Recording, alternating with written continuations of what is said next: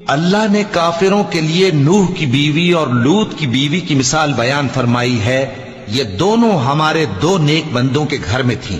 اور دونوں نے ان سے خیانت کی، تو وہ اللہ کے مقابلے میں ان عورتوں کے کچھ بھی کام نہ آئے، اور ان کو حکم دیا گیا کہ دوسرے داخل ہونے والوں کے ساتھ تم بھی دوزخ میں داخل ہو جاؤ۔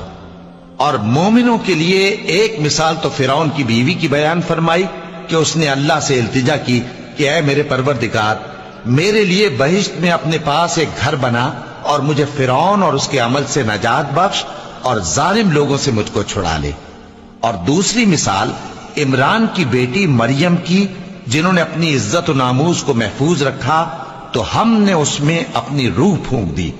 اور وہ اپنے پروردگار کے کلام اور اس کی کتابوں کو برحق سمجھتی تھیں اور وہ فرما برداروں میں سے تھیں۔